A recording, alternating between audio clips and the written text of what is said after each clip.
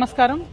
ఇవాళ నిమ్స్ హాస్పిటల్లో మరి నిజామాబాద్కి సంబంధించినటువంటి ఎక్సైజ్ కానిస్టేబుల్ గారు సౌమ్య గారిని చాలా దారుణంగా స్మగ్లర్స్ గంజాయి స్మగ్లింగ్ చేసే ముఠా నిజామాబాద్ నడి పట్టణంలో దారుణంగా కారుతో గుద్ది యాక్సిడెంట్ చేసి మళ్ళీ కార్ రివర్స్ చేసేటప్పుడు కూడా అమ్మాయి శరీరం మీద నుంచి కార్ రివర్స్ చేసుకొని వెళ్ళిపోవడంతో చాలా క్రిటికల్ కండిషన్లో ఇవాళ అమ్మాయి ఇక్కడ నిమ్స్ హాస్పిటల్లో చేరి ఉన్నటువంటి సందర్భాన్ని మనం గమనిస్తూ ఉన్నాం.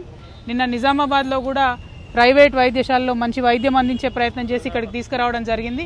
ఇక్కడికి వచ్చిన తర్వాత నిమ్స్లో కొద్దిగా ఇంప్రూవ్మెంట్ ఉంది.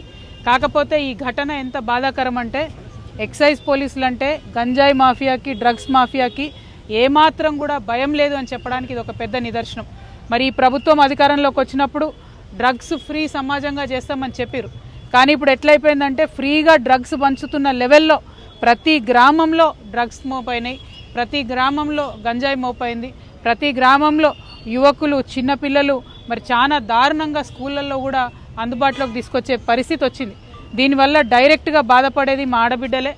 ఏదేమైనా గృహహింస పెరుగుతున్నది, ఆడవాళ్ళ పట్ల అసభ్యంగా ప్రవర్తించేటటువంటి కల్చర్ పెరుగుతున్నది.